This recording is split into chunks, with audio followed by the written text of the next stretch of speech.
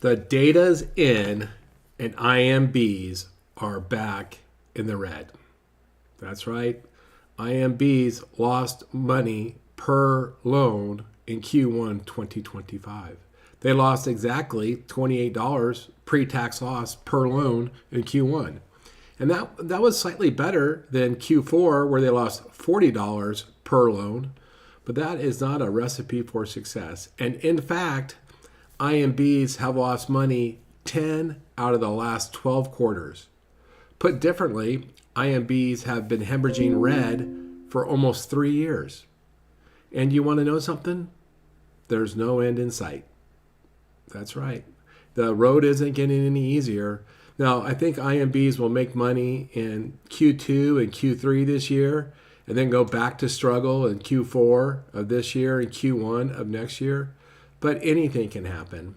We still have a little bit too much capacity. We still have a little too high of expenses. We haven't mastered economy of scale, and we're investing a ton in technology, which is putting more pressure on profits. And of course, many IMBs, many platforms, many channels haven't figured out the whole compensation thing yet. What's the right comp to make your company competitive and allow you to make money?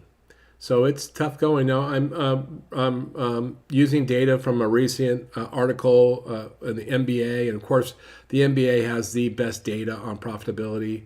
Some of the key findings from this article: only 58% of IMBs were profitable in Q1, which means 42% of IMBs were not.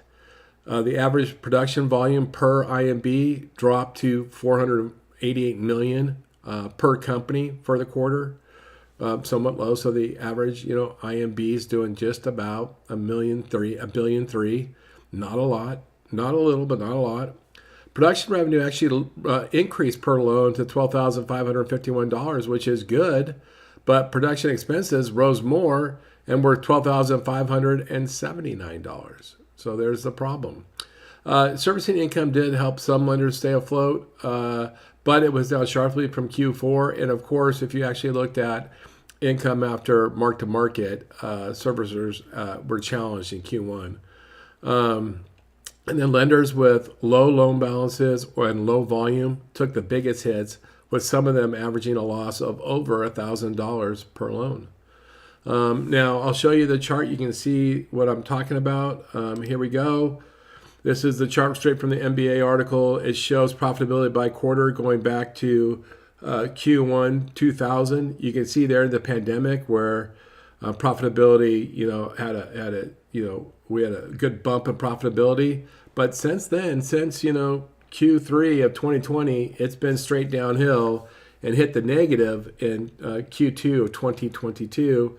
And has largely stayed there. Now, we did have a little pickup in the spring buying season last year in Q2 and Q3, where IMBs were able to make $600 or $700 per loan. By the way, $600 or $700 per loan is not enough revenue to incent a company to stay in business. It's not enough revenue to incent a company to take all the risk.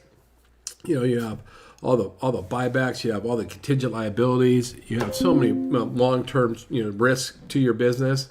Making a handful of basis points isn't going to be enough to keep companies interested in doing business. And that's part of the reason why we're seeing this, mass. You're seeing these M&As and consolidations. It's when companies are valued at the lowest level, that's when other companies want to buy them. When we're at the bottom of the market, that's when savvy companies go and acquire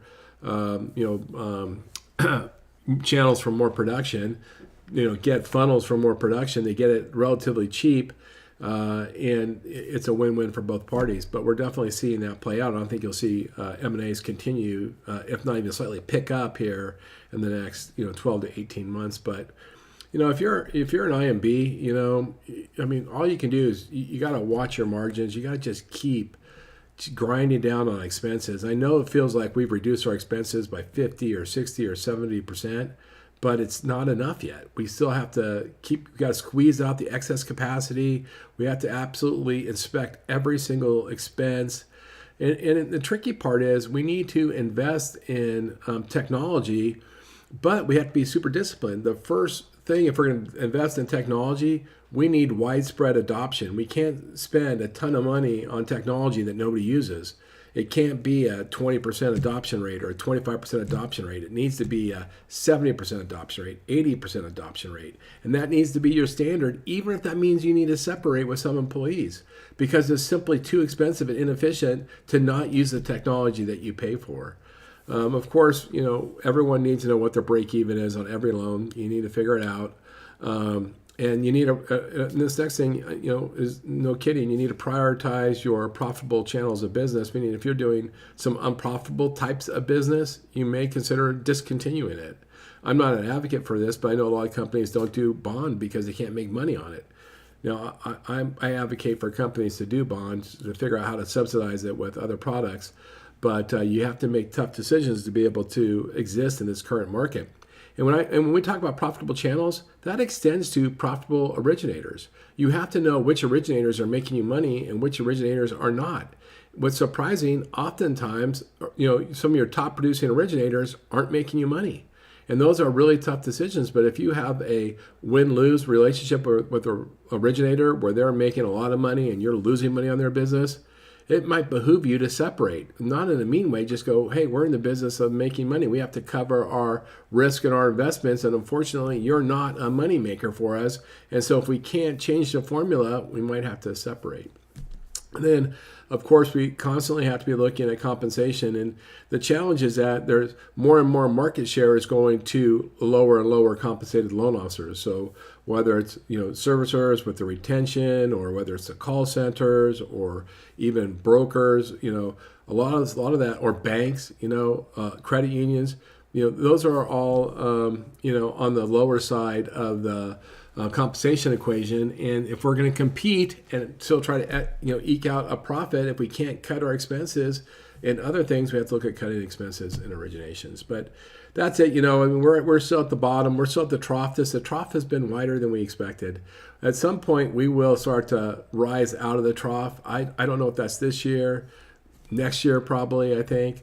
But we just got to hang in there and be really prudent and make great choices.